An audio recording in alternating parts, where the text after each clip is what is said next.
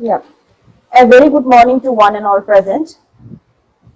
Respected speaker, Professor Dr. Srinivasulu N.S. Sir, Professor of Law, National University of Juridical Sciences, Kolkata, respected chairperson, respected deputy chairpersons, all the dignitaries and the participants. I, Duhita Sergei, co-convener of this session, welcome you all.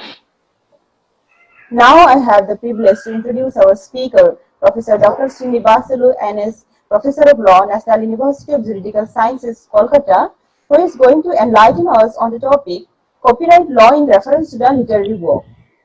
Professor Dr. Srinivasulu N.S. is working as a Professor of Law at National University of Juridical Sciences, NMJIS, Kolkata, since 2013, after being promoted from Associate Professor.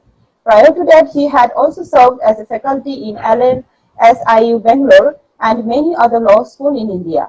He is a commerce graduate from Sri Krishna Deva Raya University and also a university topper, first ranker, secured gold medal in LLB from Covimpo University. Further, he had obtained first class in LLM and PhD in law from University of Mysore. At present, he is an expert member in UGC for the purpose of affiliation and 12P recognition in India.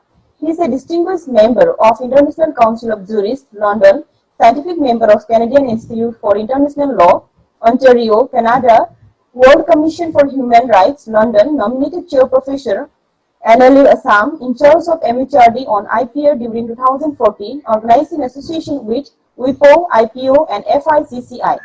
He also provides training to the judges and probationary officers organized by judicial academies. About his work, he has authorized various books wherein he has obtained 107 credits to his work, and they were published by many reputed publishers such as Oxford, London, UK, Penguin, LexisNexis, and Manufacturer. His articles were published by International Journals of IPR, Journals of Consumer Law, NLSIU, Bangalore, and many more. He has also attended many international conferences on IPR and presented papers at Germany, Rome, Indonesia, Wisconsin, USA, etc.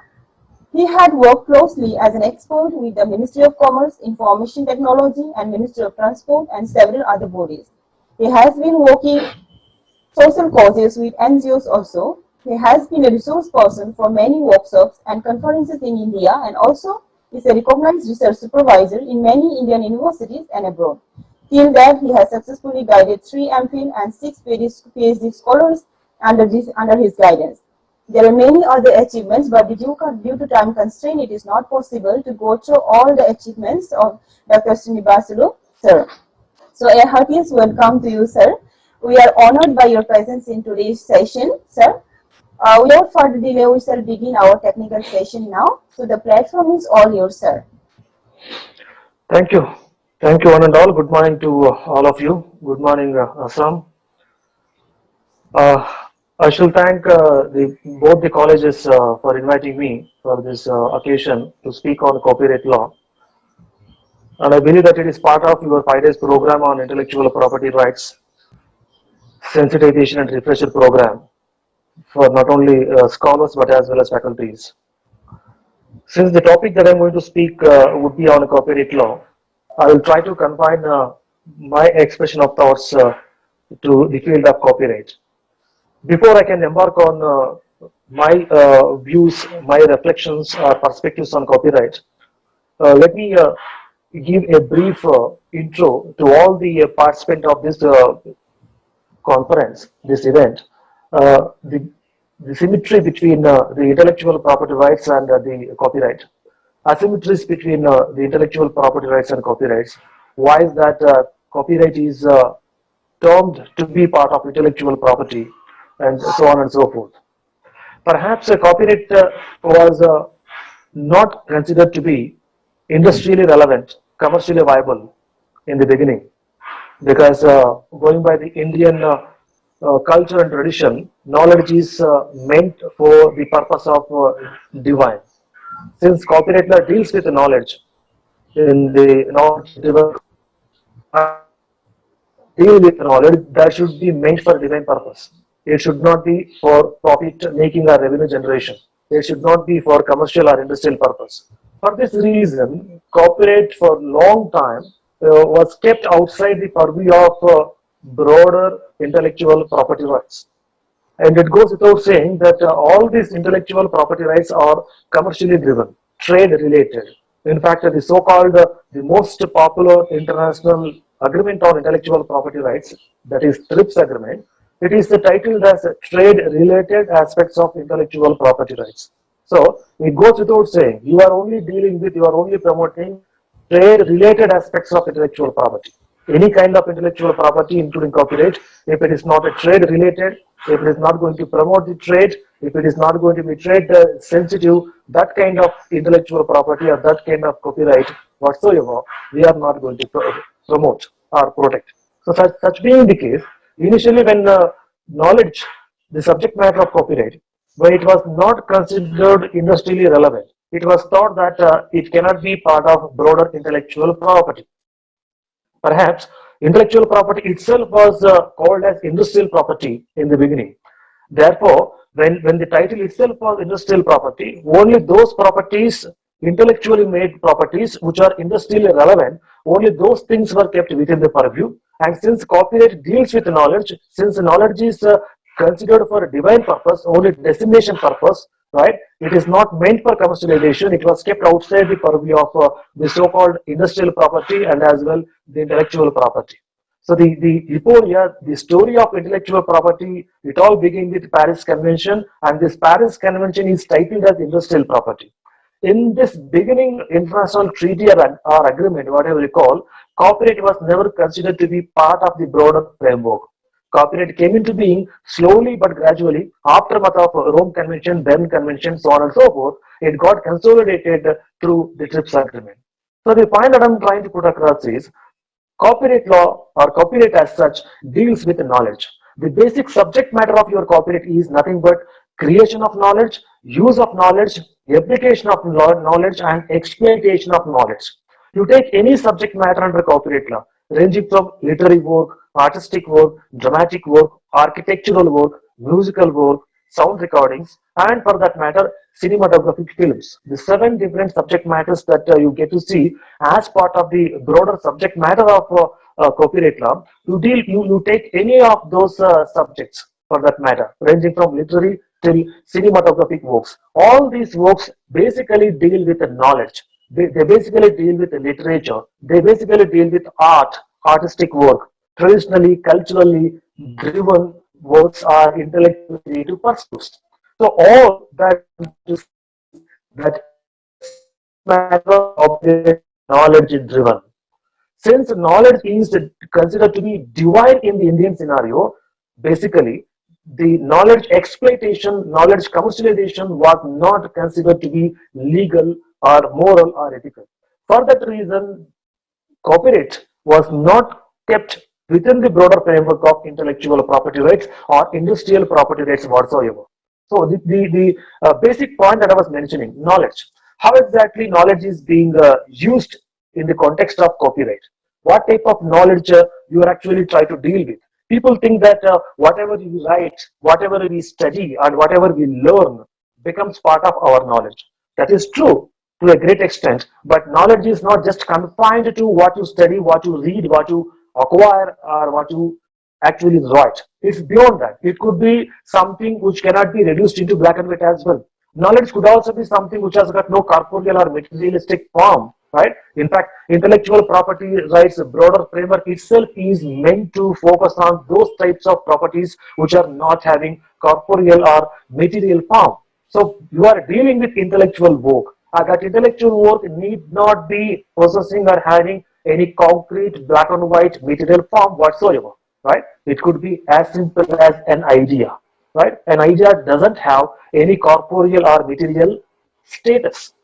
And you talk about ideas under copyright law, right? Ideas and their execution you deal with under copyright law. Ideas as it is are not protected, but they are promoted. But when you go about executing the idea, the executed form, the executed status of your idea is going to get protected. For instance, when you talk about the literary work or any kind of copyright subject matter for that matter, the moment you conceive an idea to write a poem or write a prose or come out with a movie script or documentary whatsoever, the moment you conceive that idea, you are not going to be under the copyright law.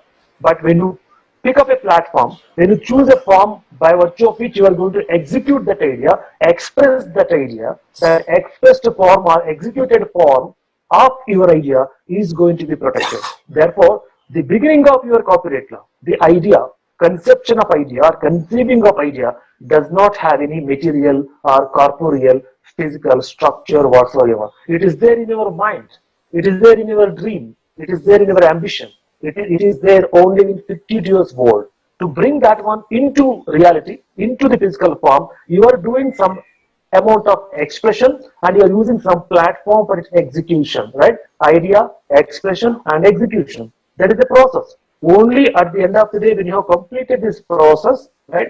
When you have traveled from idea through expression and reach the execution, that execution is only going to be protected because same idea can be expressed in different ways, executed in also different ways, right? A literary work can become a book, can become a novel, can become a poem. The same kind of literary work can also become a documentary or can also become a movie, script, audio visual work. That such being the case, a typical kind of literary work, whatever you talk about under copyright law, can be expressed and executed in different forms. Because of that reason, the initial idea is not going to be protected under copyright law. We encourage ideas. We inspire people who conceive ideas. But at the end of the day, we want those people who are conceiving ideas and those original ideas to be expressed through some modem so that at the end of the day, you execute the idea or platforms for commercial purposes, right? Since this literary work, the first subject matter of your copyright law, whereby you are going to express your thoughts, right? Execute your ideas. The same expression in black and white in literary form can be used for different purposes, can be used in different platforms, right? In fact, public subject copyright law is fascinated with media, creative industry, media industry. So, this matter of copyright law is connected with one or the other media. For instance, the writing law, whatever you publish in papers, magazines, right, books and all, the journals, all that is nothing but literary work. And that entire setup of expressions in different forms on newspaper, books, journals, magazines, whatsoever, it is nothing but print media. Similarly, if you take up any musical work or sound recordings, right, audio works, for that you have broadcasting media or radio media, right, All India Radio, FM radio and all that. Similarly, for audio visual work, you have television media, digital media, whatsoever. For cinematographic work, you have a movie media industry where you are going to use that platform for expressing your different types of literary, artistic, dramatic, cinematographic works and all that. So the point that I'm trying to put across is, it is the creative industry, it is the media which is going to provide platform for the expression and execution of various types of copyrightable subject matters. Right? Your idea at the end of the day is going to be executed in the it could be print media, it could be broadcasting media, television media, film media, or for that matter, digital media. Your expression is going to be executed on these platforms. Without these platforms, you cannot execute. In the absence of these medias, print, radio, television, digital, and as well your film media, your copyright is going to be expressed. There would have been no platform for expression. There would have been no viability for execution. Then there would have been no copyright, right? So the point that I'm trying to put across is, for the fullest expression and execution of your idea, and also to ensure that you are going to be eligible for getting your copyright protected, you need to avail benefit plan of the media. Only then you can crystal clearly, you can express your ideas and execute it. So the point that I'm trying to put across is, it is the publication, it is the circulation, right? When I say publication, publication need not be in black and white. It could be on a digital platform, it could be the expression of the same in different types of platforms whatsoever. Similarly, when I say circulation, you are circulating the executed idea. That circulation could be on any of the media platforms. So the expression and execution of your ideas, right, under the copyright law takes place on the platform of media. So, of your copyright law. Copyright law was the performing any type of literary, artistic, dramatic, musical, sound recording works. They are actually subserving the cause of the media, because the platform is the media where you are going to express your thoughts, express your ideas, and execute those expressed ideas for commercially driven purposes, right? And only when this driven purpose is protected. And so with this brief overview, let me take you through what we mean by copyright, the scope, definition, and composition of copyright. People say that copyright is something which is worth copying, right? When a book, when a poem, when a song, when a movie, when an artistic work, when it is worth copying, then only people aspire to copy it, right? If a particular subject matter, literary work, or any type of copyrightable subject matter, if it is not good, if it is not vivid, if it is not useful, or if it is not worth, nobody would like to use it, nobody would like to copy it, right? So the first criteria that you look in any subject matter which is considered for copyright protection, whether it is worth use, whether it is worth expression, whether it is worth execution in any of the platforms that your media has provided. If it is not worth copying, it is not worth providing copyright also, right? So it is the other way around of understanding copyright. It is that subject matter which is having market, which is worth expression in any of the media platforms. Only such types of works are actually given protection under copyright law and are considered to be copyright. Copyright, copyleft.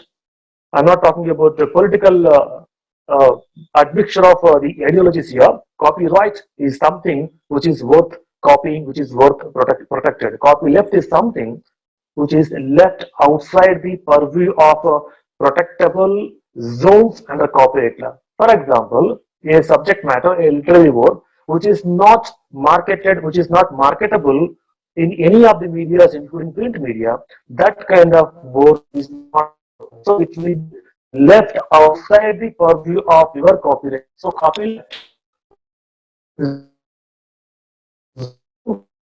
right? What is that subject which is right, which is considered to be worth for protection under copyright law, right? So that is associated with your creative work. Copyright is the right associated with your creative work. When you deploy your mental faculties for the purpose of expressing some form of literary work, kind of work, that kind of work is considered to be copyright. All artists, artisans, artists, creative expression are considered to be part of your broader copyright. It is that kind of creative work is for the purpose of providing protection under. The scope of copyright law is actually divided into 7 different categories. The broader scope of your copyright law is actually divided into 7 different categories, among us to which literary work is literary works is the copyright law. The beginning will be literary work, right? I will brief you out why literary work is kept at the top. Why I said that literary work is the beginning, the foundation, the basics of any other subject matter that you get to see under copyright.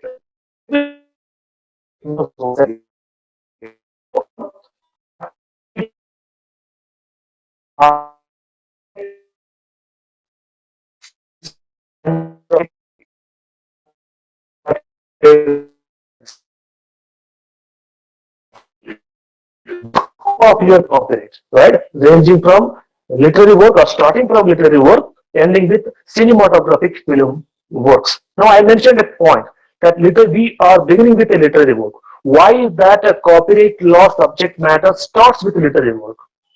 Why is that literary work is kept in the beginning.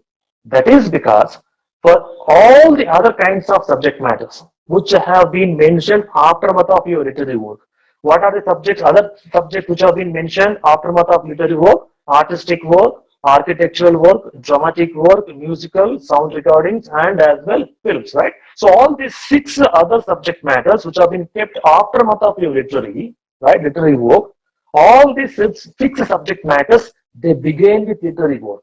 Yeah. So the point that I was trying to put across, even in case of architectural work, right, the beginning of the architectural work, that is designing the layout of your constructions, including buildings, bridges, and all, you begin with literary work, right? You will go about writing the designing the sketch of that architectural work on black and white on paper with pen and paper or on the 3D form on computer, right? So even the designing the architecture of any building or construction, you are going to start with literary work. Now, how about musical work? Musical work and sound recordings, right? You must have seen the people who singers and musicians and all. They would have kept, the musical notes in front of their equipment while performing in any musical shows. So they are actually following the script, musical note, whatever you call it as, right, in black and white. So the literary form of that music sound or sound recording, right, musical notes, they are going to use. So the beginning of composition of music or sound recordings as well, you begin with literary work because we have initially penned that particular lyric or that particular music composition, song or mixture of the performances made by different music players in one go, right? So there also, in case of music and sound recordings as well, you begin with black and white literary work. From there onwards, you go about composing the music. Take, for example, your dramatic work, the work that our actors, dramaticians perform, the acting, right? So one has to prepare a story, one has to prepare the script. Based upon that only an actor, a dramatician will perform, right? We only get to see how dramatician is performing. But dramatician performs based upon the script story written by the story writer, right? So your entire dramatic work or the performance of an artist, right, in any audio visual work, it all begins with again script. That script is literary work. Now coming to cinematographic film or audio visual work, that also any kind of movie, any kind of audio visual work, documentary, news reading, whatever we get to see in television or in the digital media or for that matter in the movie media, it all starts with a script. That is the literary work. That's the reason why I said the literary work that has been kept in the beginning of the entire subject matter or the scope of copyright law is because all the rest of the other six works start with literary. So if you are protecting literary work under the copyright law, you are actually protecting all the other works under copyright law. Because for all the other works, as I mentioned, artistic work, architectural work, right, dramatic work, musical work, sound recordings, and films, cinematographic films, the beginning is literary work. If you are not protecting literary work, you cannot protect the extended form of literary work in the form of music, sound recordings, architectural, artistic, dramatic, or cinematographic film work. That's the reason why literary work is of paramount significance under copyright law. The protection of literary work gives protection for all the other expressions that you can get through the literary work.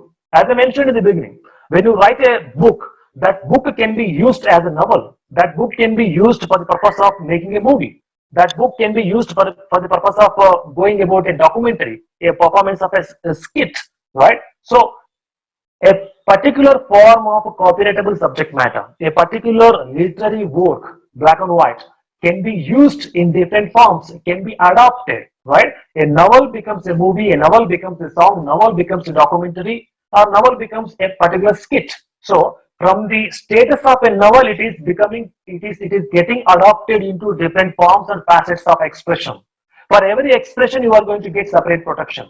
Novel is a literary work in black and white, and it is displayed, used in the print media. So print media version you are protecting under one copyright, and if the same is used as a skit on a radio channel, in any FM channel, for the audio version, radio version, or the way you use that particular script on news channels or radio channel, for that you get a separate production.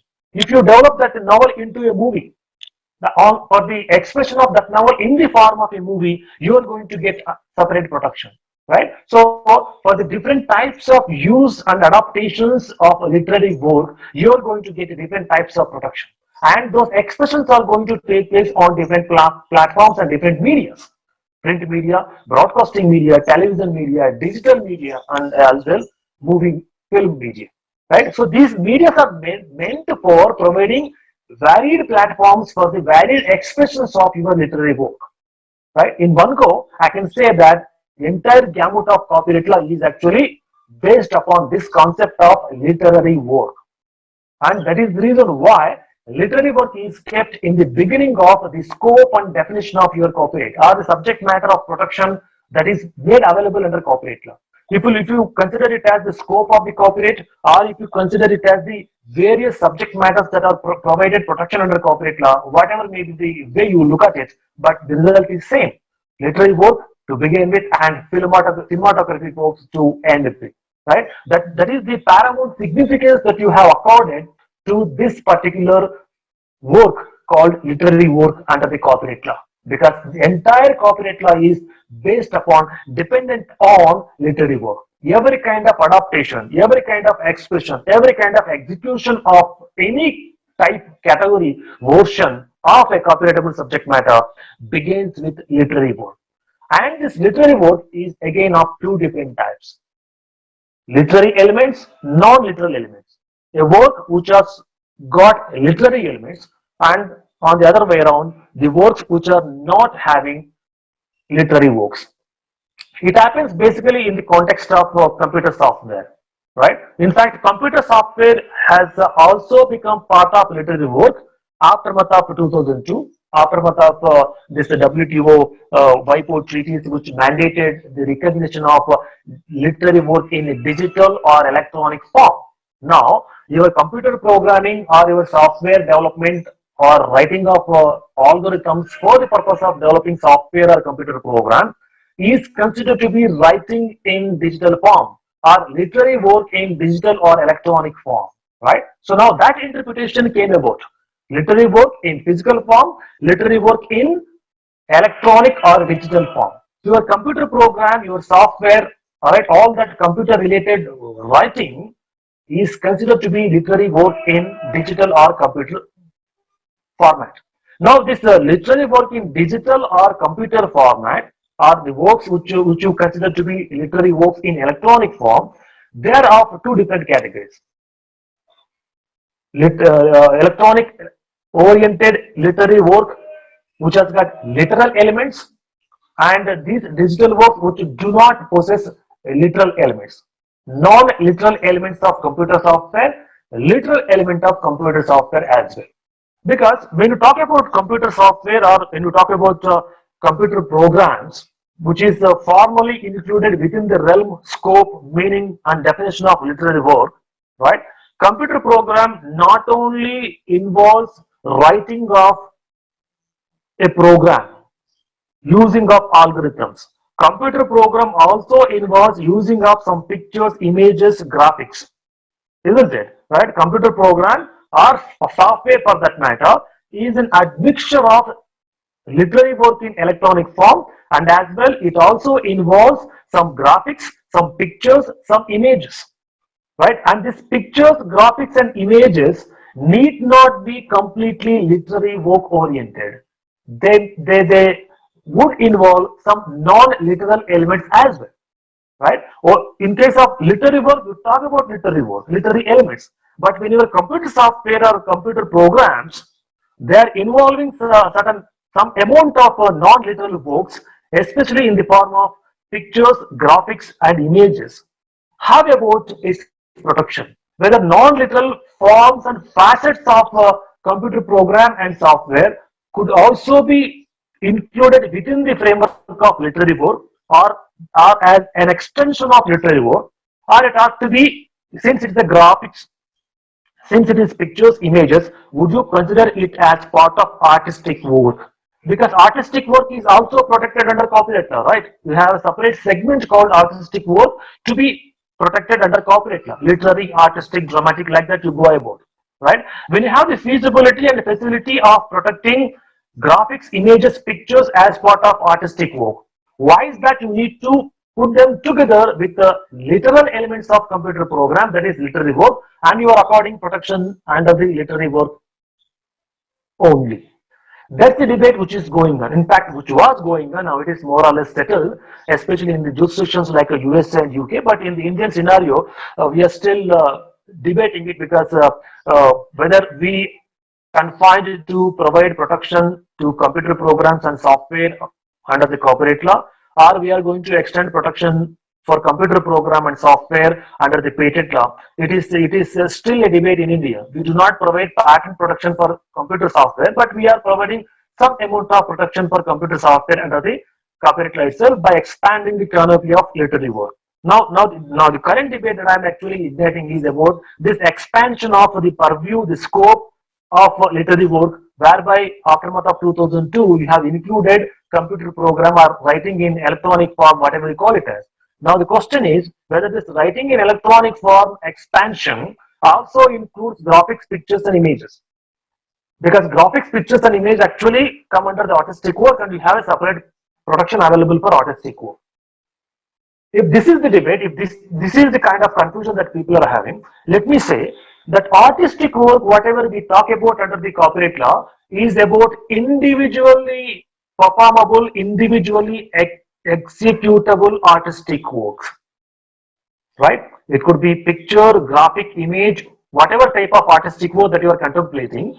If these pictures, graphics, images are having individual function, individual scope, like for example Picasso picture, right? Or any painting for that matter, which is independent, individual. You can hang it on your wall, or you can sell it, purchase it, make copies of it individually. But the pictures, graphics, images that you are using as part of the computer program or software, they are going to perform their task by sitting along, by getting combined along other literary work like algorithm or computer code, computer language, whatsoever you call. So computer software or computer program is an admixture of writing in electronic form, computer language, object code, source code, and as well it is coupled with graphics, pictures and images. These graphics, pictures and images which are used as part of your computer program or software, they do not have independent exclusive function. They are dependent on the combined literary work, computer code, object code, whatever you call it as. In together, in a combined form, in a joint way, in a compiled way, they perform their task. Since they do not have independent status, independent functioning, independent existence, since their status, existence and functioning is dependent on the neighboring literary works such as writing in electronic form, computer language, computer code or whatsoever, you cannot afford separate protection to it. So whatever graphics, pictures, images that you are using as part of developing a computer program, alongside writing in electronic form, is going to be considered as part of the literary work, or for that matter, extension or expansion of the literary work, right? So the point that I'm trying to put across is, it's not only writing in physical form, black and white, writing in electronic form, and also that writing which also includes some amount of pictures, graphics and images which are considered to be part of your computer program. So these pictures, graphics and images are considered to be non-literal elements of computer program. They are not literal elements. They are non-literal elements of computer program. Since we are talking about literary work here, under the copyright law, we need to know what are the different facets, different types of interpretations that are available now in Indian jurisdiction, right? With reference to the literary work, right? We began our debate with literary work to be on black and white, right? Then we also we debated that literary work is the beginning point for artistic, dramatic, artistic work, musical work, sound recording, and films. We again went on to say that literary work also includes writing in digital form or computer form. Then we spoke about including computer program and software within the realm of literary work. Now we are saying that the graphics, pictures and images which are considered to be or which are used as part of developing a computer program to be also part of broader literary work. See how the literary work got expanded in the past 20 odd years, aftermath of WTO and TRIPS agreement, right? We started with literary work, typical classical literary work, which is used in the context of print media, black and white, newspaper, magazine, journals and books. From there, now you are talking about the broader perspective of your literary work, wherein every type of expression, every type of execution of any idea is actually coupled, compiled, put together along with or within the meaning of the literary work. So the entire gamut of copyright law is actually purely is going to begin with literary work, irrespective of the type of expression, irrespective of the type of execution, irrespective of the kind of platform, the media, the creative industry that where you are going to use this subject matter of copyright. You are beginning your work, performance, execution with literary work, right? Ideas are expressed and executed by beginning with literary work, and you are ending up with that artistic work, dramatic work, music, film, whatsoever, by using different platforms whatsoever. So this entire definition, meaning and scope of your literary work actually spans across the entire gamut of your copyright law. It runs across the entire subject matter of copyright law. It runs across the different platforms that are made available for the expressions of the various copyrightable subject matters. It runs across different medias ranging from print media, broadcasting, television, digital, and as well as films. So, for me, copyright law is all about literary work. If you are protecting literary work in the possible strict manner, you are actually protecting all the other different types of subject matters. You are actually protecting all the different forms of expressions of the literary work on all the different platforms that are available for the execution of the copyrightable subject matter or the copyright as such. So the beginning, the is nothing but the literary work. Such being the case, there is nothing wrong in giving paramount significance to this concept called literary work under the copyright law. Because literary work at the end of the day not only performs as the beginning point for copyrightable subject matter, it deals with knowledge. It deals with knowledge creation, knowledge generation, knowledge use and application, right? So for the creation of knowledge, for the application and use of knowledge, literary work is the starting point. When you talk about knowledge economy, knowledge driven economy, when you are in the knowledge driven era, you are actually touching upon the canopy of literary work, right? Since knowledge is beginning with literary and it is getting expanded, adopted, translated, executed in different ways, modes, forms and types, but you are beginning the foundation, the basics, the fabric is nothing but your literary work. So the knowledge is going to begin with the literary work. Knowledge expansion is going to take place through the different forms of copyright law. Knowledge execution, application and commercialization is going to take place through the use of different media, right? So if you are dealing with the knowledge, if you are trying to use knowledge, exploit knowledge, apply knowledge, commercialize knowledge, you ought to know about what type of protection that is made available to the literary work, because it is the literary work which is going to provide protection to the various expressions of your knowledge, various commercial exploitation of your knowledge, the various modes by which you are going to drive, steer your knowledge driven economy. That is the significance, that is the importance that you have given to the literary work. In fact, it is this literary work which prima facie, sumo moto on the face of it, deals with the knowledge. That is the reason why you happen to keep copyright law outside the purview of the so-called industrial or intellectual property, right? As I mentioned, we began intellectual property's journey at international level, began with Paris Convention as far as general intellectual property law is concerned. Under the Paris Convention, except copyright law, all other IPR forms were there, right? patent, trademark, design, geographical indication, your computer related works, and also trade secrets. So all the different types of IPRs were covered under the Paris Convention, but copyright law was kept outside. Because copyright law was not considered worth industrial application, because copyright law deals with knowledge. Knowledge is meant for divine, right? Knowledge, literary work, expression, all that is nothing but divine purpose oriented works, and they should not be given protection. Number one. Number two, since copyright law deals with not only expressions, it carries the personality of individuals, right? The way you write a book, the way you express, the way you talk, the way you paint, the way you act, the way you sing, right? All the different types of works or subject matters under copyright law, if you are trying to perform, your personality would go into it, right? An individual singing a song, while singing that song, his or her personality would go into it, right? Kishore Kumar's songs, why they are so very popular? Because Kishore Kumar's individual personality would go into it. That's the reason why even today Kishore Kumar's songs, music, music is coming out in different versions, different compilations, because that individual portrayal of his personality gets carried into what he does. Similar, you take any other artist for that matter, Amitabh Bachchan, Salman Khan, Shah Rukh Khan, whoever, right? Their individual personality gets carried into how they act, how they perform. Similarly, you take Shakespeare or for that matter, R.K. Narayanan in English literature.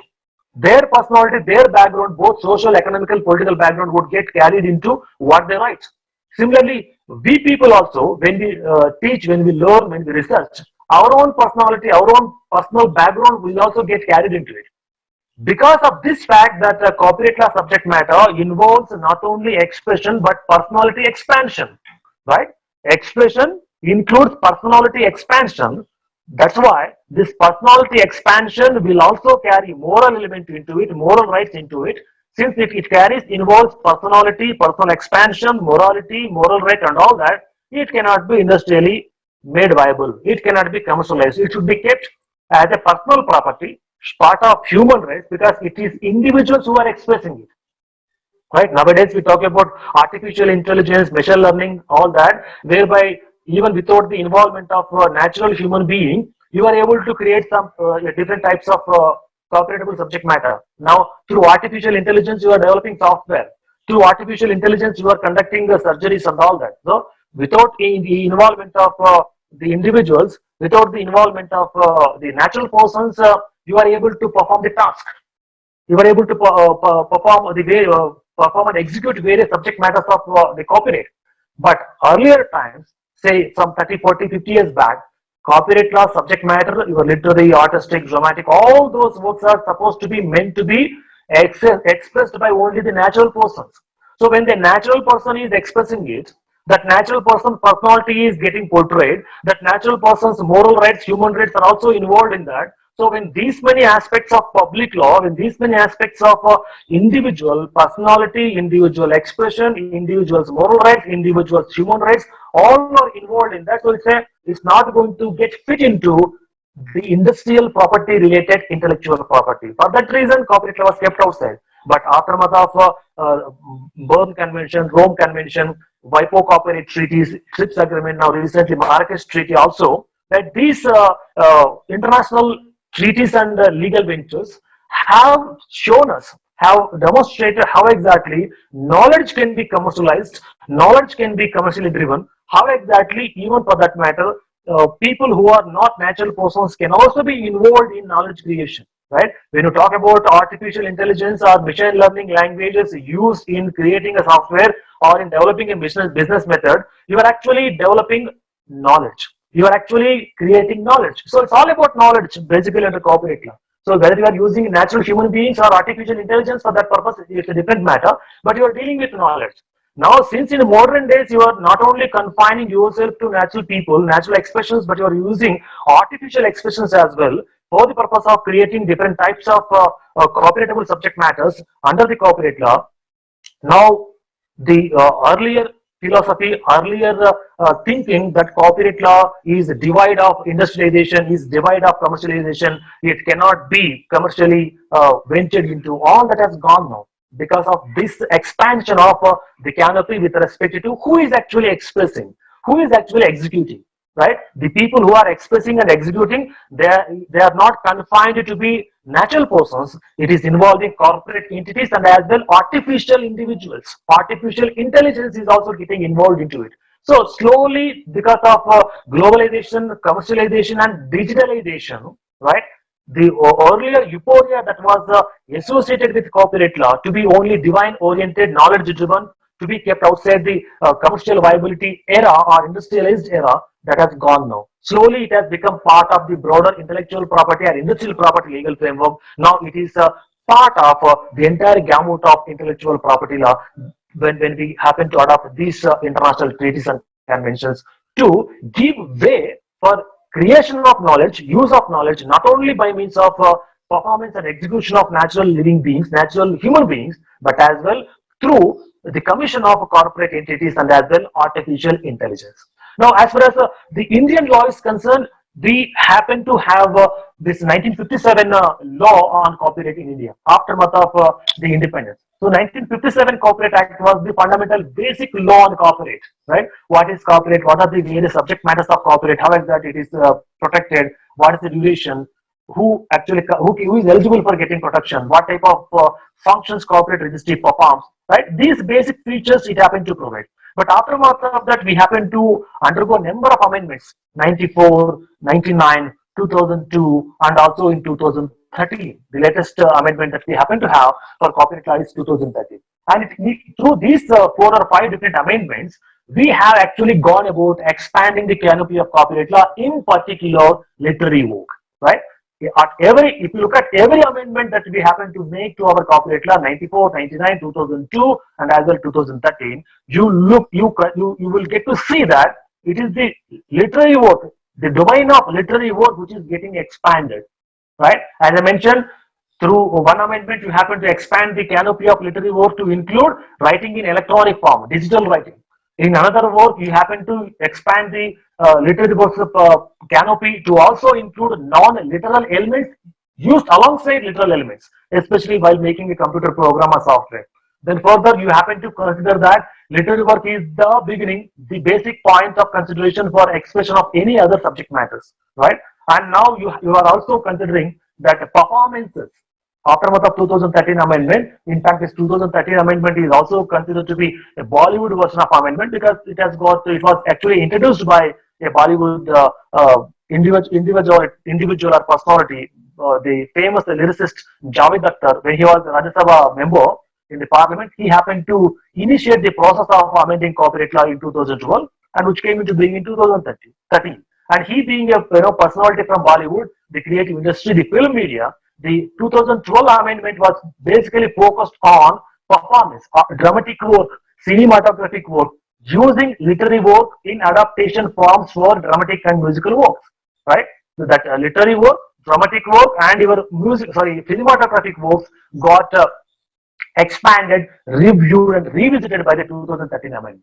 So now the point is, when any artist, a dramatician performs as part of a script, right? Script is the literary work, right? So you are going to act in a movie, you are going to act in a documentary as an artist or as a dramatician, and you are going to speak, perform based upon a script which is literary work. Now this amendment says that sometimes because of your own unique way by which you portray your character, the unique way by which you perform your task as part of the script, you become a brand in yourself. You become a character in yourself, and you happen to garner some special type of goodwill, reputation whatsoever. So you grow beyond the script, you grow beyond the literary work, and such overwhelming, right, larger than life expressions, right, which have grown that particular character title beyond the script, beyond literary work, that kind of works to be given special protection under celebrity rights, right? So the expansion of canopy of your literary work now is happening in terms of accommodating celebrity works. Who are these celebrities? These celebrities are the people who perform a task, who perform a drama, documentary, film, whatsoever, based upon a script. That script is part of your literary work.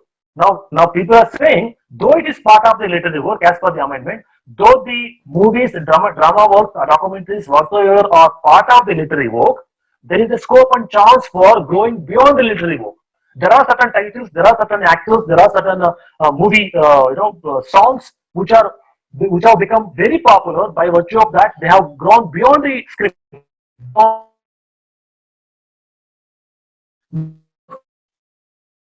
Villain character, negative character as part of Sholay movie. Now Gabbar has become a symbol of a negative character. Gabbar has become a symbol of villain character, or people who are not right, people who are doing wrong in the Indian ideology now, aftermath of that movie Sholay. So Gabbar aa jayega, right? You Kana Kolo Bachcho ya fir Gabbar aa jayega.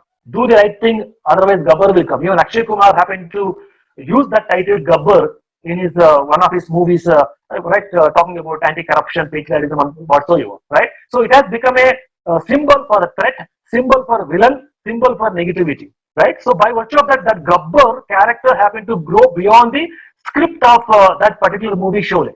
So script, when you say script is part of the literary work. So that is how the growth, expansive growth of certain characters, titles beyond the literary work, beyond the scope of the script is going to happen, is happening.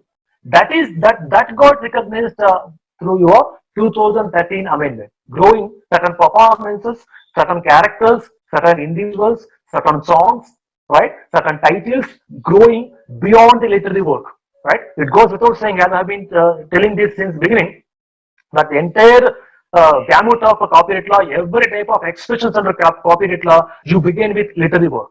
But we are talking how literary work is getting expanded, ways and bounds. And now the latest expansion is this: how performances, how dramatic works, how actors, how special characters, how certain special features which are initially part of the literary work are actually growing beyond the literary work, like a character Gabbar, like a particular song, Dil Wale Dulhaniya Le Jayenge, is a song which became a movie in itself, right? Hum Aapke Ho, Hai Kaun. It was a song which became a movie, right? So only those popular stanzas in a song, only those popular characters, those popular movie titles are becoming a brand in itself, are being used repeatedly, right? Because they have grown beyond the script. When it has gone beyond the script, when it has grown beyond the literary work, you have to give special separate copyright protection. That is the catch. It is not just about mapping how exactly you have grown beyond the literary work. When it has grown beyond the literary work means it has reached a stage whereby it is individually and exclusively becoming a separate copyrightable subject matter as an extension of your literary work. So now certain special performances, certain special or unique characterization, certain titles, songs, music composition, whatsoever, when they grow beyond the literary work, right, they have to be considered as an extension of the literary work and they deserve separate, special or unique protection. So this is the latest expansion, latest version, right, or the latest development that has taken place in the horizons of canons or cantos of your literary work, right? So it is the interpretation of this literary work which is of a paramount significance as far as copyright law is concerned. You talk about international copyright law, you talk about domestic copyright law, you talk about copyright laws enforcement, copyright piracy, copyright violations, whatever under copyright law, you actually begin your search, investigation, probe, discussion, debate, research, whatever, by having a debate, thinking, expression on literary work, because it is all about literary work under copyright law, based upon which different types of expressions, different types of executions, adaptations, translations are using the same literary work in different forms and facets under different platforms as provided by the media, including print media, radio, television, digital, and as well as cinematographic films. Now, how far, how long this literary work is protected? Why is that copyright law talks about life plus 60 years of protection? Why is that? Unlike your patent law, which talks about 20 years protection, unlike your trademark, design, geographical indications, etc., which talk about 10 years protection, but here your copyright law talks about life plus 60 years of protection. Why is that? Why this expanded duration of protection is given for copyrightable works? Now we will deal with only literary work basically. Why is that? A book written, a poem written, a script written, right, is protected for a period of life plus 60. What is the reason? And how exactly it is going to be different from other IPR laws like patent and trademark, right? I'll give you a reason for that. Under the patent law, you protect products and processes. Under trademark law, you protect goodwill and reputation, signs and symbols, right? Right? Product and process is an invention made by people, not people themselves. Trademark is an indication of reputation, goodwill of a particular commercial entity, not people. But when you talk about copyright law, literary work is an expansion of the expression of an individual. Artistic work, it includes artistic faculties of that the mind of that individual which gets portrayed. You take any subject matter of copyright law, ranging from literary work till the cinematographic work. It is not about machine, use of a machine. It's not about commissioning a commercial entity, corporate entity. It's the natural living beings who are actually deploying their mental faculties, portraying their personality, expanding their personality, right? And coming out with the so-called literary, artistic, dramatic, etc. work. That is the basic reason why you are granting them protection for entire their life, right? Life plus 60 years duration you talk about. It could be literary work, it could be artistic, whatever may be the subject matter of copyright law. You are granting life plus 60 because it is the individuals who are expressing, individuals are individually responsible for those expressions. A corporate entity cannot write a book, no, but an individual can write. But of course, people can say now because of the presence of artificial intelligence, through this machine learning, artificial intelligence and all, one can substitute natural living beings. To some extent, you can substitute. Machine can learn certain things, not everything, right? So, in the era where we are more or less substituting natural living beings, natural human beings with artificial intelligence, robots and robotics, etc., even then also, you cannot completely make a natural human being. You can deploy, you can assign certain functions of a natural living being to an artificial entity. For example, the performance of a surgery, right, like an MBBS doctor does by giving an input, by programming that particular robo or that artificial individual, right, with that scientific knowledge, you can teach that individual how to perform a surgery or how to prepare software. But how a natural person thinks, that you cannot completely bestow on an artificially created robot, right? On that also there may be some debatable issues. But what I'm trying to say is it is not completely possible to come out with a artificial intelligent individual who is completely substitutable to a natural person. Right? So this euphoria, this ideology with reference to why we are giving life plus 60 years of protection for copyrightable subject matters or owners or authors of copyright even today, even in the era of artificial intelligence, stands still, even holds good, right? Because of the fact that it is the individuals who are responsible for the expression, individual personality gets carried into it, so on and so forth. That is number one reason. There are other reasons also. I'll give other reasons as well. See, copyright law is a monopoly which talks about the compilation of different rights. So when you talk about trademark or a patent, it's one right. Right on a product, right on a process, or a right on a trademark. One protected right. One. But in case of copyright law, when your book, when your literary work is protected, right? You are protecting your expression in the literal form, in black and white, in the form of a book. Right? Based upon that, you can go about converting that book into a musical song, a musical or sound recording. Based upon the script, one can come out with a musical song or a music composition. Based upon that literary work, the book, one can develop a documentary. Based upon that literary work or a book, one can make a movie. So different ways are there for you to use your one protected copyright. You can make different versions, different ways you can adapt it into a movie, into a documentary, into a musical note, into a skit, or into a stage performance, drama, whatever, right? And if that literary work, that book is in one language, English, you can translate it into some 100 other languages, right? And every translated language is a separate unit. From English, you are going about translating it into some 100 other languages, right? So 100 other separate linguistic expressions you are going to come out with. Right? From a book, you are making a movie, documentary, music, skit, drama, whatever. So adapting, making, using the novel into a movie, documentary, or for that matter, skit, drama and all, you call it an adaptation. Adapting the same literary work, the book you are adapting into different types of book. Same literary work book you are going to translate into different types of languages. So these many options you have got. It's not just one work. Beginning with one work, you can have 100 works. And that exploitation may take more than 100 years.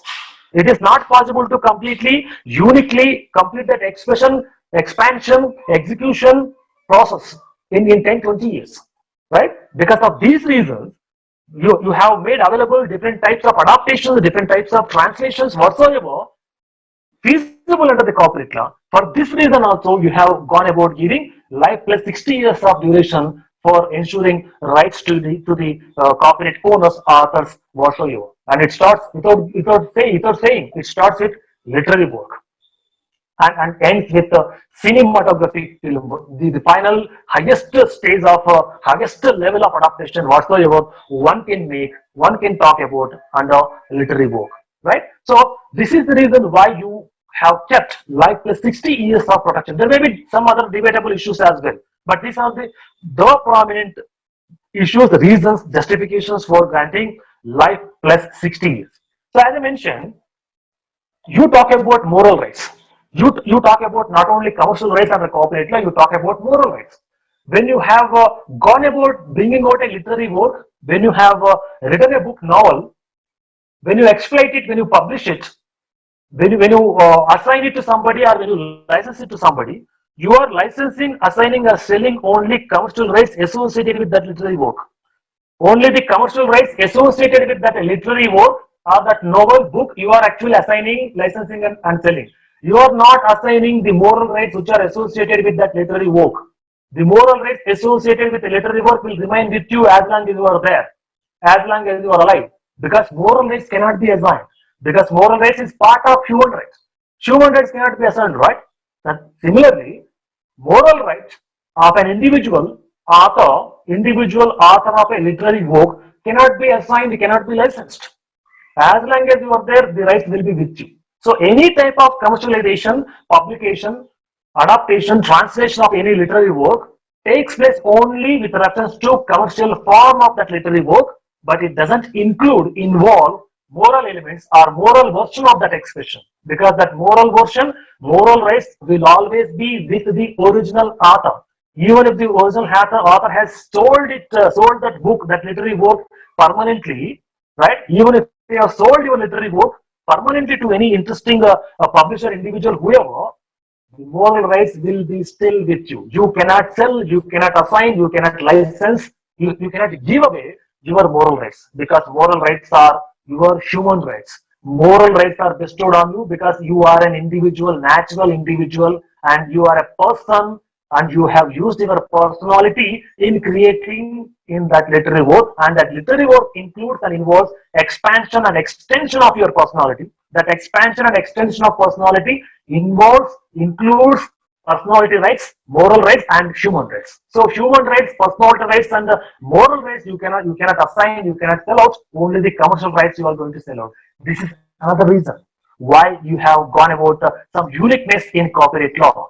Life plus 60 years of protection, whatever, all those unique features. This is also a reason, because moral rights, personal rights, human rights will be with you as long as you are alive, right? So there cannot be term fixation for it. If you are fixing a term, that term should be beyond the life of you.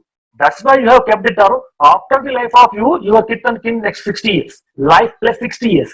As long as you are alive, there cannot be term fixation. After your life, term starts 60 years. So literally speaking, there is no term specified for copyright law. It is a life term. As long as your life is there, as long as you are alive, you are going to enjoy the copyright. Only after you are no more, only after your death, the term starts. After the death of the original author, term starts. Which term? 60 years term will start after the death of the original author, who is an individual, right? So the term will start running only after the demise of the author. As long as that author is there, there is no term fixation. It is perpetual. It is lifetime. Even after lifetime also, kith and kin are going to enjoy the term 60 years. Unlike any other IPR, patent, the moment you grant patent term of 20 years starts. Trademark, the moment you file application, 10 years time period of trademark will start. But in case of copyright, like, your term will start only after you are no more, right? Only after the author dies. Until then, the term will not start, right? This life plus 60, that life is uncertain, no? Life, you cannot say 100 years. What is the guarantee that individual will live for 100 years, right? So you cannot say 160 years. Mathematical people will say life means 100 years plus 60 means 160. That is a mathematical calculation, but biological calculation will differ, right? Because nobody is having any guarantee with reference to how long they are going to live. That's why it is better to call it as life plus 60. As long as the life is there, no term, it is indefinite term, perpetual term, and after the life only, the 60 years monopoly starts. So, literally, copyright law gives you 60 years monopoly after the death of the author. That could be the realistic interpretation, right? Copyright law, including your literary work for your book, poem, novel, whatsoever, script and all, your term will be for a period of 60 years after the death of the first and original author.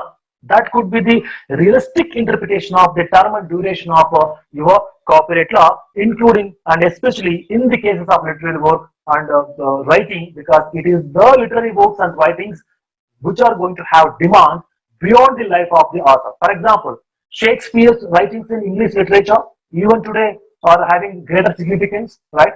For example, the Shakespeare story, Merchant of Venice, that every one of us have studied during our plus two or whatever time that we happen to study that as part of the prose. Merchant of Venice by Shakespeare, even today it is relevant. R.K. Narayan's writings are even today relevant.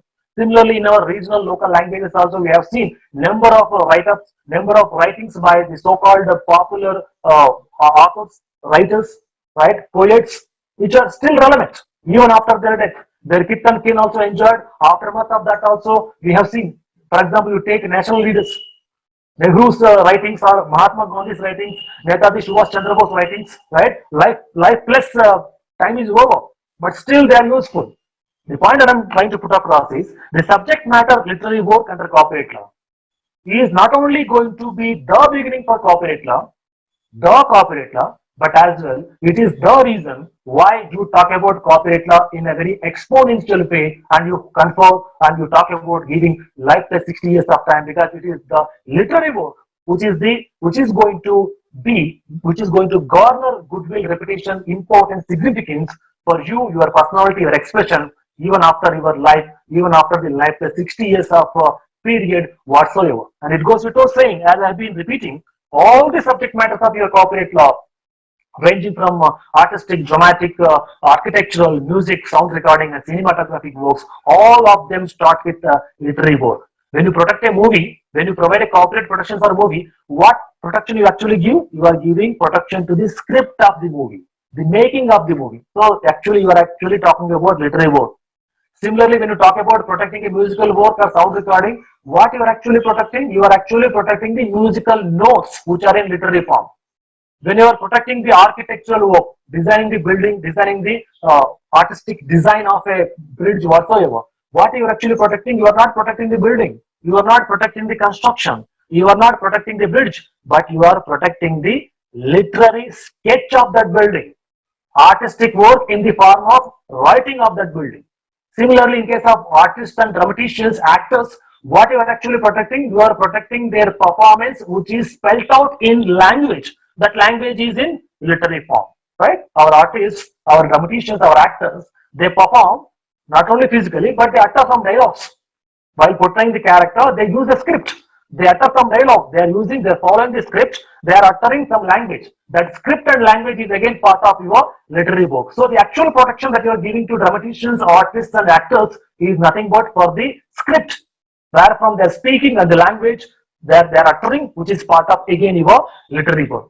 Similarly, you take artistic work, the painting, sketches, whatsoever, you begin with literary.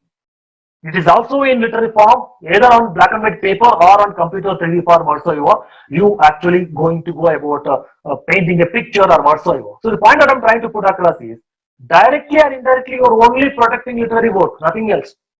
You may say that you are protecting, you got protection for your song, you got protection for your movie, your artistic work, your architectural work, or your performance, dramatic work, whatever you call it as. But at the end of the day, realistically speaking, you are only protecting literary work, literary part of your movie. literary part of your music, literary part of your artistic, dramatic or architectural work. Because without the literary work, you cannot have the presence, status, existence of your movie, music, artistic, dramatic, whatever your work, right? So this performances, this music sound, this audio visual effect, all that is the peripheral, but basic is your literary work. That's the reason why literary work is the subject matter of copyright law, and it is the subject matter based upon which every type of expression, every type of execution takes place. It is the subject matter depending upon which various stakeholders, various creative industries, various platforms, including print media, broadcasting, television, digital, and cinematographic film media, is depending on. And it is the raw material. Literary work is the raw material for all the media stakeholders, media platforms, which are providing an opportunity for various types of expressions and their commercial execution, including commercial exploitation. That is the relevance, significance, and paramount importance that is accorded to literary work under copyright law in terms of fixing the definition, in terms of fixing the scope of the subject matter, in terms of fixing the duration, in terms of providing protection, and as an enforcement also. It is the literary work which is going to have paramount significance. For example, when you talk about enforcement, copyright violation, copyright infringement, or copyright piracy, you say that my movie has been copied, my song has been copied, right? My painting has been copied, my book has been copied, or the way I am portraying the character, dramatic work has been copied. What actually they are copying? They are actually copying the musical notes of your song, and they are going. Then only you call it as musical piracy. They are going to copy the story line of your movie. That is going to become copyright piracy, right? They are copying the story line. The story musical note is in the literary form. They are going to, when people go about mimicry and all that, where people going to imitate the other artists and dramaticians, they are mimicking in a language, they are mimicking by using a script. So there also, in case of dramatic work, artistic work and all, that piracy violation takes place on the basis of literary work expressed, right? Similarly, in case of artistic work or architectural work, that copying whatsoever takes place, copyright piracy, copying, whatever, that copying or copyright piracy, infringement, violation of rights with respect to protected copyright, all happens with reference to literary work only. You are copying the literal element of that artistic work. You are copying the literal element of that musical work. You are copying the literal element of that movie, that is script. So even in case of copyright infringement enforcement also, it is the literary work which is coming to the forefront, and it is the literary work which people are going to misuse, abuse, violate, or copy whenever you talk about copyright infringement. So from dawn to dusk, from A to Z, from head to tail, from beginning to end, your copyright law is revolving around literary work. It is the subject matter which is most relevant with reference to copyright laws protection. It is the reason for, it is the beginning for your copyright laws subject matter. It is the literary work based upon which the scope, definition, and meaning of copyright is given. It is the literary work based upon which the protection and enforcement mechanism is also functioning, right? Even in the case of the copyright violations, whatsoever taking place in digital format also, we look into what kind of coded computer language which is used in the infringed copyright version of software. If software is pirated, if computer program is misused or pirated, enforcement authorities or agencies will look into the language, computer language, coded forms, object code, source code, whatever you call it as, right? That again will be in the literary form. So investigation agencies also will look into the literal elements, literal and non-literal elements of that particular expression, right? So what I'm trying to say across is the importance of literary work in the era of copyright. So what I have tried to do in this webinar, in this 1 hour, I tried to explain and debate how exactly the copyright literary work in the sphere of copyright law is finding its greatest scope and significance. I hope that I am able to enlighten you the significance of literary work in the context of subject matter of copyright law, its significance in terms of evolving copyright law at a national and international level, its significance in terms of defining the scope, definition, and meaning of copyright as a subject matter, its relevance in protecting copyright and as well in fixing copyright violations, or for that matter in addressing copyright violations or copyright infringements, which you call as a copyright enforcement. So this is what I got to say with reference to copyright law, with a special focus on literary work. Thank you one and all. Thank you, sir, for your valuable content. Now we shall begin our interactive session. Participants may put their questions in the comment box. Sir, we have some questions in the comment box already. So, may I have the permission to take the question, sir? Yes, please go ahead. One question is from Asatosh Kundu. Sir, Yeah. do you think that the non-literary works are part of literary work in some respect? When literary works demands the help of pictures, graphics, etc., how clearly differentiate both literary and non-literary works, or it may be known as extension of literary works? So the literary work is something which is going to be spelled out in the mode of some language, right? You for the purpose of writing, you use some language. Say for example, English, Hindi, Assami, whatever you write, right? There will be some language that is media for your expression. Even in case of computer program and software, you are going to use computer language to develop a computer program or software. Computer language is there, right? But alongside computer language, if you end up with some graphic, some picture, some image, which is not going to be written in literally form by using some language, that you call as non-literal element, because there is no use of any language whatsoever, including computer language, in developing that particular software or computer. That's the reason why it is called and considered as non-literal elements, because graphics, pictures and images which are used in a computer program or software, they may not be having a complete or clear literal sense. That's the reason why but their performance is dependent on the associated computer language. Their functioning is coupled with. That's the reason why it is inalienable, indivisible from the literal elements involved in copyright. That's why you are putting them together with literal elements and you are going about giving them protection. Next question, sir. Who met in the course of employment who can claim to be owner of the work? In case of your employment, since your employer is paying you, you are drawing salary for that creative work, right? As long as you are employee drawing the salary, your employer will be the owner of copyright, the one paying you salary. Next question is from Dr. Mosumi Kalita. What acts constitute primary infringement of copyright and what act constitutes secondary infringement of copyright? Yeah. First of all, violation of copyright, copying, misusing or making duplicate copies of the copyrighted works without the authorization, permission of the owner, amounts to copyright violation or infringement. Okay.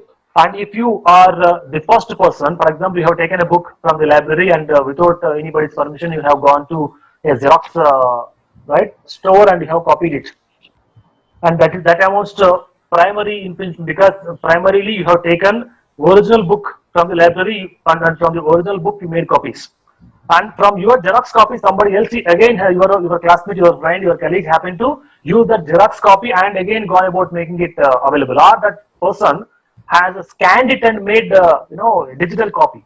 From the Xerox copy he made either another Xerox copy or scanned it and made digital copy available. But this individual did not use the original book. He used only the Xerox book, and that you made available. So that person who has used the Xerox books for further copying, either digital or regular mode of Xerox, that amounts to secondary infringement, because he or she doesn't have any connection with the original book or the author. Next question, sir. If a book is co-authored by more than one author and one of them dies, then how is the term of protection determined? Okay, very good question. See, life plus 60 years, that 60 years term will start after the death of the last author, right? Assume that there are 5 authors jointly written a book, okay? And in that one author dies, but the other 4 people are alive. But that life plus 60, that 60 years period will start after the death of the last author. Okay, one author died, but 2, 3, 4, 5 are there, right? until the last one, fifth author dies, until then your 60 years term will not start. 60-year term will start after the death of the last author who has jointly ventured into authoring that book. I hope that is clear. Thank you, sir. Next question is, whether a derivative work is protected under copyright law, can we term a derivative work as an adaptation of work? This is a question from Rinjoti Bora, sir. Yeah. Nowadays, derivative work is so protected. They call it as compilations, database compositions, where you basically compile in a sequential way. You try to compile different resources from different, put it together. That is how you are going to derive particular compiled work. Derived work through comparison basis and all is also protected now. Next question, sir. Science and applied science. Why this much determination in India? Sir, is there constitutional support for this?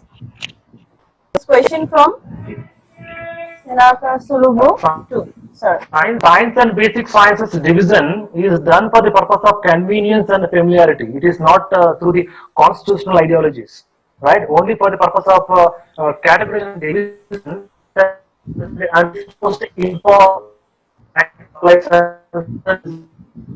not it is only for the purpose of drawing the boundary applied. The line that you draw between science and technology. In fact, technology is part of the science itself, or technology is an extended version, applied version, or advanced version of science. That for the purpose of familiarity, you are drawing a line in between. Similarly, basic sciences and applied sciences, it is not done legally or formally.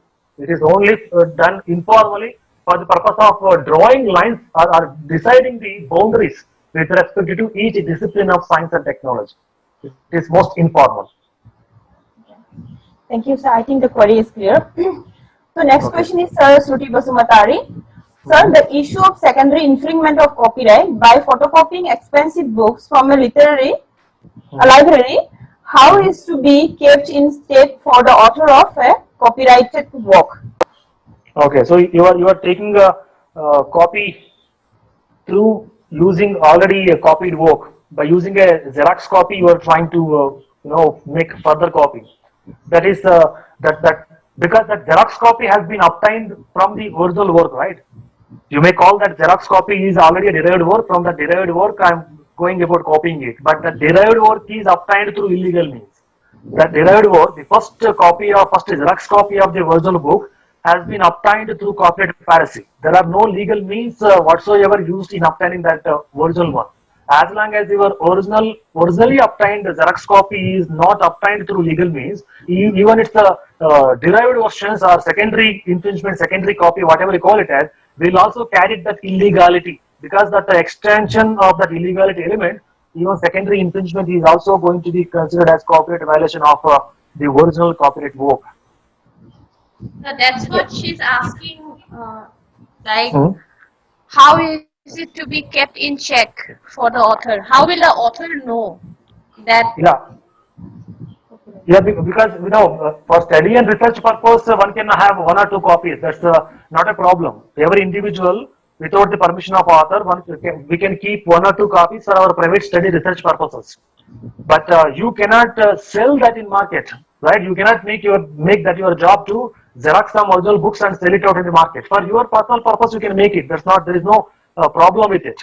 Everyone can make that. Not only teachers, students, scholars, but even the people whoever would like to have a look at it can make a maximum 2 copies for their private purpose. But only what we are trying to prohibit is commercialization or making selling Xerox copies itself as a job. That is actually prohibited. Okay. Thank you, sir. The query is clear to Sruti Basumatari. Next question, sir, from Suniral Basumatari, sir. If I translate a book and publish it with permission, who will get the copyright? Okay, you are translating a book with permission. Yes. And for the translated version, you will become the author. For the original book, the individual from whom you have taken permission would remain to be the owner, sorry, author. But the translated version, since the translation has been done by you, you will be the author for the translated version. I think the query is clear to Sunigal Basumutari sir. So Yeah. I think there is no more questions in the comment box. So anyone, if you have any doubt or any query, you can directly interact with sir. Sir, good afternoon, sir. A very nice presentation, sir. Being a chemist, understand very well your presentation. Thank you, Chanakesho. Sir, and with respect to publication, sir, Yeah. publication also say this 60 years time will be, sir, how, sir? Yeah, Right. for publication also, wherever you publish in journals or for that matter in book form, Sir. the copyright term is same. Your life, after your life, 60 years. It is common across all the different subject matters of copyright. Okay, sir. Okay, sir. Yeah. Thank you, sir. Thank you, Chanakesho. Thanks for joining Thank you, sir. all the way from Chennai. Thank you, sir. Thank you, sir. Thank you. Next question is Apurva Osati. Mhm. What is colorable imitation in related to copyright limitation? I think. Yeah, colorable imitation, right? This imitation is actually, an aspect that comes under the trademark where people, adopt, use same trademark with a different color combination. They go about using, different colors, but use the same symbol as fine to dupe the customers in the market. But in the context of copyright, colorable imitation would amount to copying the original script with, minor changes or minor fine tunes, or you will try to fix those loopholes which are there in the original script, and you will present the script in a very grammatical or glamorous and colorable way, and you will project as if you have fixed the problems, loops in that original script, and you have come out with a extended or advanced version, right? So basically you are copying the original script, original book, whatever, and you are trying to fine tune it slightly to suit to the contemporary needs, or to suit in a better way. That is called as glorification, colorful imitation of the copied work. Next question is from Ganapati Murthy. Ganapati Murthy. If I have written a song but later could not publish it, if someone then come across to lyrics and end up produce it, who will be the author then? Yes, you are the one who has written the song initially, but since you kept quiet, right? Somebody who is clever enough happened to come across your song and published it, made it available publicly. So that individual is going to run away with the copyright, because that individual must have approached the copyright registry or the government and made it available to public, right? That's why publication is also a relevant factor in copyright. The first publisher, the individual who happened to publish it first, the individual who happened to bring it out, the individual who happened to approach the copyright registry, he or she obviously will demonstrate and establish that he or she will be the first original author. As long as there is no objection, he will get it. So that's why people who are artists, who have written songs, books, whatsoever, they should not keep quiet. They should get it registered. And if somebody else is trying to copy it, they should file objection, right? Keeping quiet means you are sitting freely and allowing somebody else to use your work. That amounts to consent. That's why our act and conduct should be clear, wherein we will try to get the copyright protected on our subjects for ourselves. Not only that, we will stop others, object others, if any, who are trying to misuse or violate our work. Thank you, sir. I hope the query is clear to P. Ganapati Murthy, sir. Next question is from Dulumani Baisa. Work made in the ownership, who can claim the copyright of this work? Work made in the ownership, that's what it's nothing but work made in the course of employment. If there is an owner, if there is an employer, or any individual who is paying, that individual, that entity, that company, that owner, right, who has commissioned the work, who is investing in terms of meeting all the expenditure and as well paying a salary to you, that owner will be the copyright owner. Thank you, sir. I hope the query is clear. Next question from Jyotisna Saloy. After publication of any article in any magazine, if the author wants to mention some parts of the earlier article in modified form in other article, is there any necessity to take permission from the publisher of the earlier article? Yeah, of course. Otherwise, it amounts to plagiarism. Even if you are the same author who has published that paper earlier, even if you want to copy from your own article, you have to mention, acknowledge that earlier article, even if you are the owner of it. Otherwise, if you are not the one who has published that paper, you have to take permission. Or taking permission means you have to acknowledge that individual author where from you have taken some paragraph, some sentences. Source acknowledgement it is called as. Otherwise, it amounts to plagiarism and copyright violation. Thank you, sir. I hope the query is clear to Josna Saloy. Next question is, sir, or is it Kundu? Sir, sir, can a legal hire of an author apply for copyright after death of the author?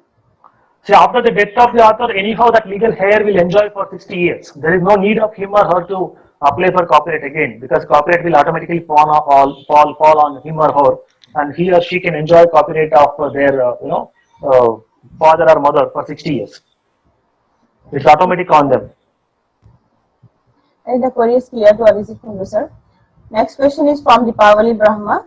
What is the difference between copyright infringement and plagiarism? Plagiarism is one form of copyright infringement. Plagiarism is a form of copyright infringement. It's a way by which you infringe the copy. It's a way by which you violate copyright. Plagiarism amounts to partially copying the original source, partially copying the source. But copyright infringement is completely or substantially copying it.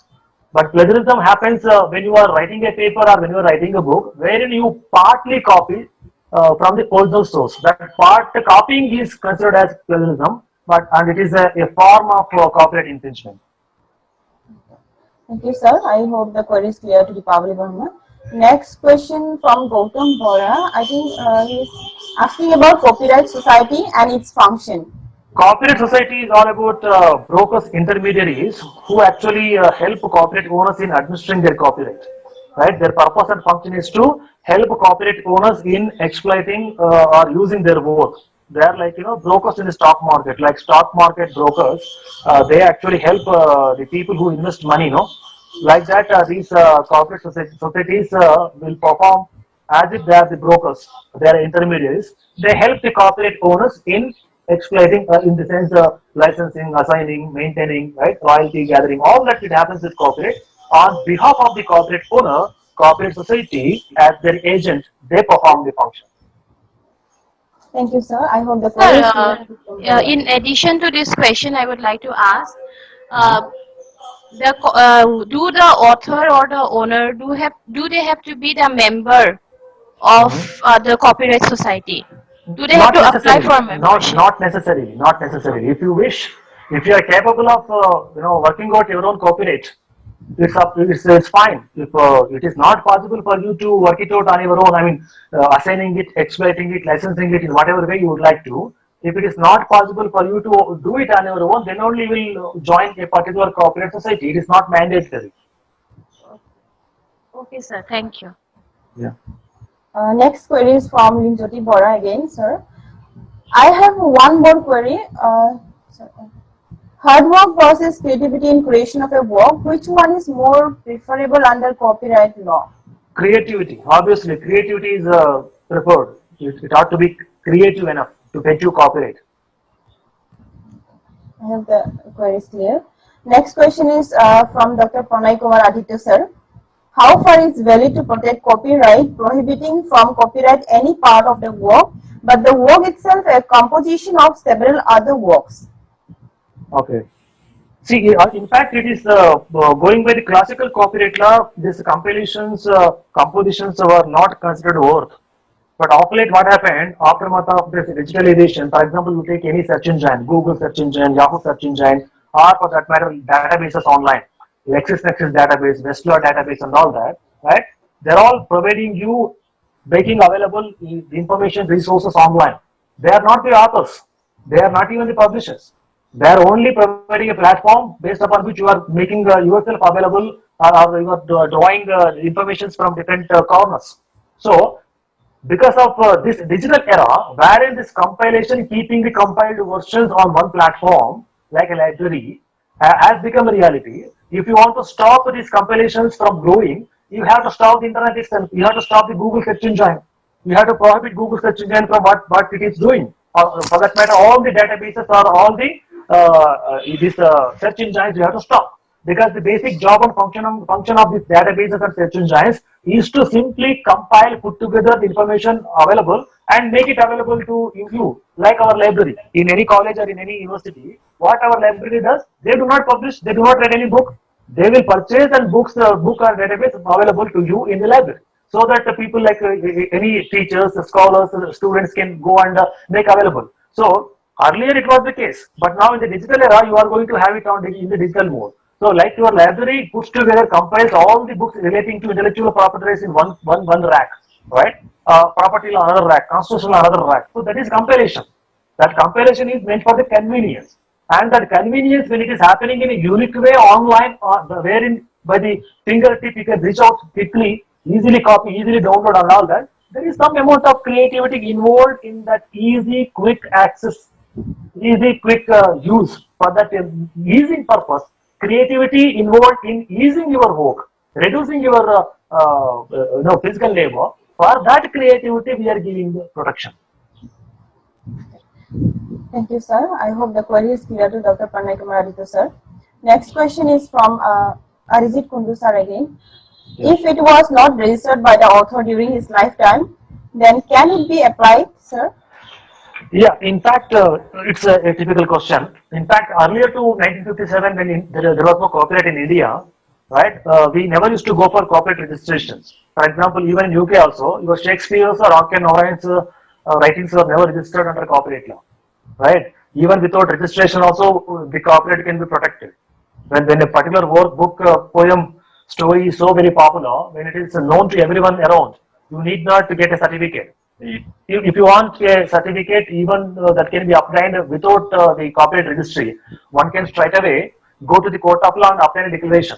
For example, after the death of Shakespeare, Shakespeare's family people went to court of law and asked for a declaration saying that Shakespeare, the popular star in English literature, he never obtained any copyright registration, but as long as he was alive, people respected him and his works. Now he is no more. We don't think that people are going to respect his and his works. People will copy it. So that's why the court is hereby asked to give a declaration that since we are the kith and kin, family legal heirs of Shakespeare, we should be declared not only as his kith and kin to be eligible to carry forth the proceeds of the work that that he has written and as part of the copyright law. So one can obtain declaration from the court of law if their forefathers or their previous generations have done some work which is not registered. I hope the query is clear. Next question is from Nitin Gehlot. Is there any difference between doctrine of sweat of the brow and minimal creativity? Yes, sweat of the brow doctrine is a doctrine which was prevalent under the classical copyright law, wherein when you have endeavored in not only conceiving an idea and when you are the first original expressor, right? You should have sweat. You should have sweat. There should have been sweat on your eyebrow. That means you should have labored intellectually, skillfully to conceive that idea and come out with the typical kind of expression. That means you should have been the first person who has written that book or who has written that poem. Only then you would have got copyright protection, right? You should have sweated, you should have created, you should have been the individual who deployed his or her intellectual creative skills. Only that fellow will be given the copyright protection. But now we are encouraging adaptation of it, right? You are not the original script writer, you are not the one who has written that novel, but you are the one who is going to make a movie out of it. So you are adapting that novel into movie. You are actually converting that novel into a documentary, or you are going about changing the language, translating it. So if you want to confine to set up the brow, that means the first original creator doctrine, you cannot grant protection for these adaptations from novel to documentary, skit, drama or movie. from English to Assami, Bengali, Telugu, Kannada, like that. Those translations, adaptations, which are actually extensions of copyright law, copyright subject, you have to stop that. So, in order to have the vibrant modes of copyright protection, to make adaptations, translations also to be feasible, we happen to adopt that minimum creativity. Because for adapting from a novel to make a movie, you need to be little creative, right? That conversion, that changing, right? As it is, novel cannot go into the movie script. You have to there and here you have to make some changes. That some change is minimum creativity. Similarly, from English, if you go to Assami, to suit Assami local, understanding, local knowledge, you will, change certain words. You will not verbatimly copy. You will not verbatimly translate from English to Assami, right? You will, to suit the local understanding, local colloquial dialect and all, you will change certain words also. That is called as minimum creativity, minimum change, minimum adaptation, minimum adaptation or innovation. That is there we will grant protection. So that is the difference between creativity, minimum creativity, and the set of the law. I hope the query is clear to Nitin sir. Yeah. Next question is from Kavali Brahma. What are limitations and exceptions to copyright? Yeah, there are quite a few limitations and exceptions to copyright. That copyright, as I mentioned to earlier individual also when he was questioning, for private research, public, government purpose, one can keep couple of copies, right? That's the limitation on the part of the copyright owner. You cannot go against that individual who has kept a couple of copies for the private study purpose, or you cannot file a case against a judge or a government employee who has kept your book for government purpose, right? That's a limitation. That's a limitation on the part of the copyright owner. Similarly, when you can demonstrate that the copies that you have made is meant for fair purpose, you are not making those copies to sell in the market, right? You are making those copies to be available for your students in the class. For example, we go about distributing study material in the class, right? Our intention is not to violate anybody's copyright, but our intention is to disseminate knowledge embedded in that book to our students, right? So that is fair purpose. For the dissemination of knowledge for student purpose, you are doing it. So that is called as fair use. So private, personal use and fair use are the limitations and exceptions for your copyright law, copyright owner. Thank you, sir. I think the query is clear. Next question is again from Nitin Gehlot, sir. So whether there would be a copyright in the following and in whom it would be best concept note prepared for a television show. No, concept note preparation concept note is an abstract. On abstract, there cannot be a copyright, but for the entire script, there could be a copyright, right? Concept note could be a single line. It's like an abstract for your book, foreword for your book, abstract for your article. That would not fit you a copyright. You need to be the script, complete script, wherein you have to detail what dialogues each and every character would say, right? What type of background, what kind of costume they will have, what kind of furniture or the short, what type of equipment infrastructure will feature. All that put together, it will be script. Concept note may be one line, court scene, right? We are going to film a court scene. In court, who will be there? Judge, lawyer, and two people in the bones and a few people in the public. That's a simple concept note. For that, there cannot be any copyright. But if you can say what judge would say, what type of case is being argued, and who are the people who are arguing, who are the people against whom the argument is being placed, right? All that if you can spell out in a very colorful way, expressive way, that forms the script. That only can fetch you a copyright, not the concept note or abstract. I hope the query is clear. Next question is from Dr. Suranjana Kalita. If an author is not a member of the Copyright Society, then her work will be protected by the society or not? No, Copyright Society will protect only the works of their members. That's all. Thank you, sir. I think the query is clear. Next question is from Kunjalata Brahmavatari. If someone's work is reproduced with a different perspective or a similar storyline but with variations, will it go against copyright? Yeah, it is an example for colorable imitation. Same script with slight variations, so it's an example of colorable imitation, and that would go against copyright owner. Thank you, sir. I hope the query is clear. Next question is from Gautam Barua. If one takes few sentences from a write-up of other and acknowledges it by giving reference, whether then also it amounts to plagiarism? No, it doesn't amount to plagiarism as long as you are acknowledging the source where from you have taken a couple of sentences. Acknowledgement doesn't amount to plagiarism. Thank you, sir. I have the queries clear. Next question is from Suti Basumatari. Is minimum creativity a sort of evading infringement in a copyright law? In fact, I don't think in that way. Minimum creativity is a requirement. If you do not even prescribe minimum creativity, then the objective of copyright law will miss. You are going to miss the bus. That's why, when in case of adaptations and translations from the original copyrighted work, that minimum effort that you have put in, minimum creativity you happen to go about in adapting, in translating that script, that book or that work, that is prescribed, and it is not meant for the purpose of in fact copyright infringement. It is only for developing the creative industry from print, the work which is confined to print media, the book, you are expanding its audience base to broadcasting, television and films as well. So the market, you are expanding the market, right? Print media confined work, you are bringing it on in the broadcasting media, television media, print media, digital media or film media.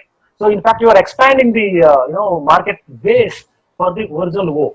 So it is not an exception for infringement, and that minimum creativity is meant for granting you a separate special copyright for your respective adaptations and the translations.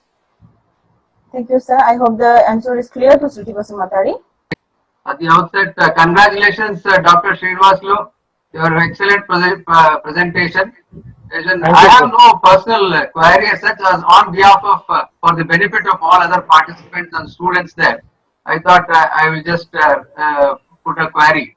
Yes, sir, please. Can judges claim copyright for the judicial pronouncement judgments delivered by them, which are not reported, which are not domain? Yes, sir. Yes, sir. Judges are delivering judges as part of their duty, sir, as part of their performance.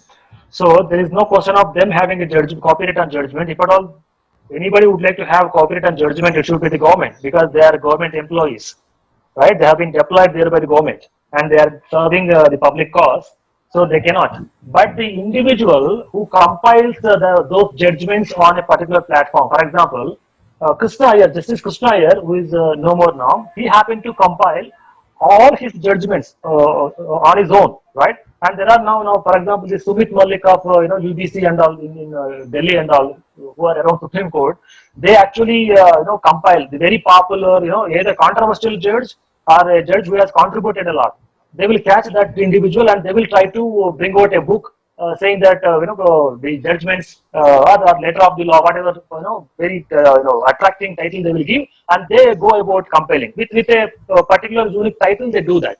So they are actually doing that in a very sequential way. That how exactly that judge happened to deliver the cause of constitution, the cause of arbitration, right? Or how that judge happened to help out for the purpose of judicial inquiry. Like that, some title they will choose. They will go about some slight creativity in that, and they will go about publishing those judgments with their own case commentary, right? Their own commentary in the footnote, or sometimes they will take other retired judges or existing lawyers whatsoever. So they will try to add something into it. That minimum creativity what they will have, and that if it is done by the private individuals outside the court, it is allowed.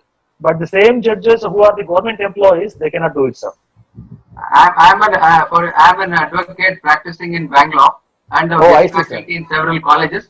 This was for the benefit of other participants. I have a last thing. Who is got copyright for the Indian national anthem? Sir, Indian national anthem, it is a public, work on Indian national anthem. Since it is a public spirited work and it is part of the Indian now heritage or the sovereignty, whatever you call it as. On that, there cannot be any copyright as such. But that individual who is from Andhra Pradesh, who has written that, including Vande Mataram, your Jana Gana Mana, and even that flag of national flag, people talk about it. That because there is some amount of creativity, artistic work, that literary work, all that is involved in all these nationally relevant things, national anthem, national flag, and all that. But typically speaking, copyright law is meant for protecting individual private monopolism. It is not meant for protecting public works or the works which are meant for the public, public recourse. So there cannot be any such copyright on such national interests. I know, but in case of R.K. Narayan, you mentioned though the act was not there when R.K. Narayan's work was done, Shakespeare's work was done. Even Rabindranath Tagore's work on national anthem was there before 1950, before Correct. it was first sung in 1911 in the National Congress session. True. So Very in true. that case, couldn't Rabindranath Tagore have claimed the copyright for the national anthem? Because it was there prior to Yes, India yes. becoming republic also. This was the True, work sir, done true. prior to India becoming a republic, after which the national anthem was adopted, Janaganama was adopted as the national anthem. Correct, sir. That's Yeah, you rightly said it. Before it became the nationally relevant, poem, song, or for that matter, flag, they were individuals. So individuals they could have claimed, and if at all they would have claimed and got copyright registered, when they became nationally relevant subjects, government would have acquired it back by paying compensation whatsoever. Government has got every right to acquire it from anybody, anywhere. And so in that case, as I mentioned, as you also acknowledged, these R.K. Narayanans, Shakespeare, or Rabindranath Tagore and all that, when they were individuals, when they were not icons, they were individuals. As individuals, they could have got it registered. And the fact that there was no law at that point of time to provide registration, their kith and kin could have gone directly to court of law to seek declaration. Declaration. Yeah, but by the time their kith and kin realized it has become part of the national agenda. and it has come on public domain. It has public already domain. become on Yeah, public yeah. domain. Yeah, So this yes, was sir, just that's- for creating curiosity and for the benefit of other students who are participants. I wanted to raise this is a tricky Yes, sir. issue which has been now and then being raised. So that's why Yes, sir. Thank you, sir. Thank you so much. nice Thank you so much. interacting with you, sir. Thank you, sir. Thank you, Harish, sir. Thank you. Pleasure, sir. Pleasure. Thank Uh, you, Preeta. Sir, thank you, Professor Dr. Srinivasudu, sir, for accepting our invitation as an invited speaker. You have briefed thoroughly about the copyright law. I hope the participants have now a little more knowledge about the literary work and how the literary work is the beginning of all the other subject matter of the copyright. And I believe that from now, today onwards, we'll spend some more time in understanding the IPR law and especially the copyright law, because it is really beneficial, or it is really helpful to understand for the students and teachers when they are interested in writing any articles or any kind of books. So thank you, sir, for enlightening us about copyright law.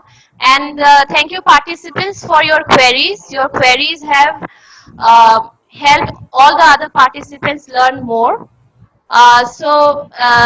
We expect for your cooperation and patience for another day.